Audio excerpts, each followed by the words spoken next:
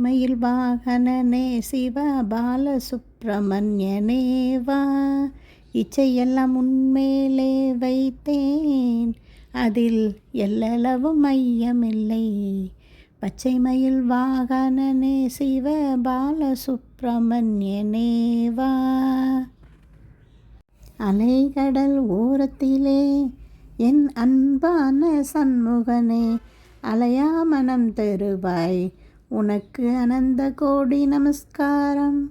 பச்சை மயில் வாகனனே சிவ பாலசுப்பிரமணியனே வா.